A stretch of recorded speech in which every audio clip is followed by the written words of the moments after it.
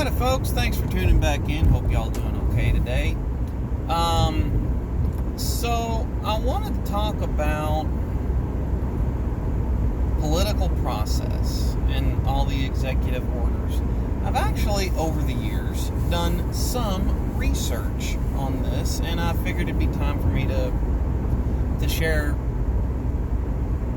what I know and my thoughts on it. So, first off, when it comes to executive orders as a tool of policy making, I don't like them.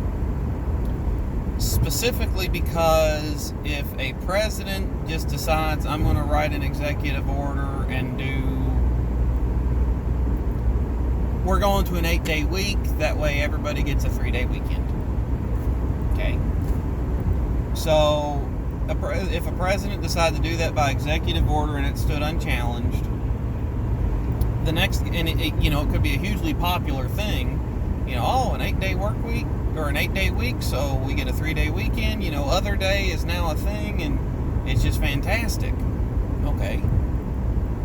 No matter how popular or unpopular it is, the next president that comes in can, via executive order, rescind every executive order that was written.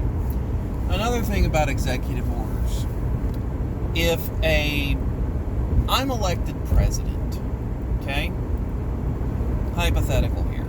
So, day one in the Oval Office, I've been inaugurated, sworn in, all the things that have had to happen to get me there. I decide, unless it is an emergency that requires me to be awake, I don't want to be awake before 8 a.m.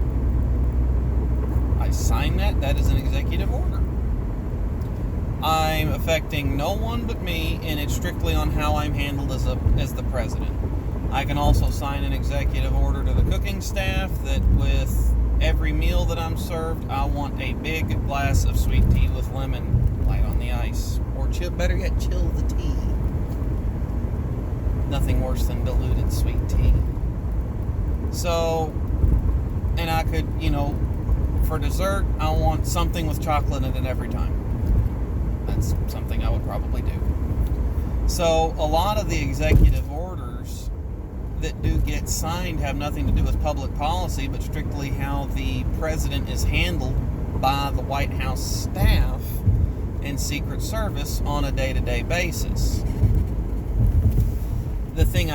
Another thing I found out about executive orders is the way that they were originally supposed to be used is if Congress wanted something done in broad strokes but could not come together in order to pass a bill on a given issue, they would agree to let the president have executive authority in the matter in order to solve the issue. So, okay, for example, suppose Congress was trying to come together and agree on a tax bill, be it tax increase, tax decrease, rewriting aspects of the tax code, take your pick.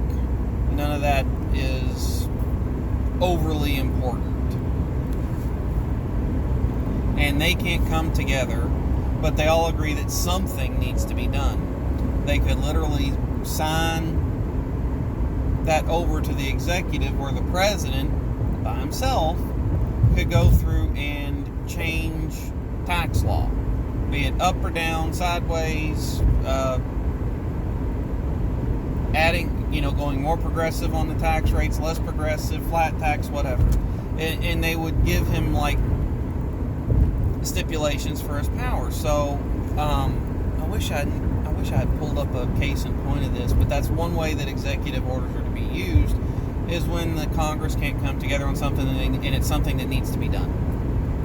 So they give the authority to the president in order to do that. In recent years, many presidents have overstepped the constitutional bounds of presidential office, which I don't like. and used executive orders to govern, which I don't like. Even if I agree with the policy on the paper, I don't like executive orders as a rule because, okay, and I voted for Trump once, and it wasn't the second time. But, okay, say Trump doing executive orders on border control and immigration control. By and large, I liked what he was doing in order to ensure the United States sovereignty, security, be able to at least know who's coming across the border. I think any country that's being ran by competent people in places of authority should want to do that. So, even though I wasn't out and out opposed to it, I didn't necessarily like the fact that it was all via executive order, because in comes Joe Biden and unwinds everything that Trump did with the exact same stroke of a pen. That I do not like. So, I think that governing through the proper methods of policy making matters just as much, if not more so, than what the policy is.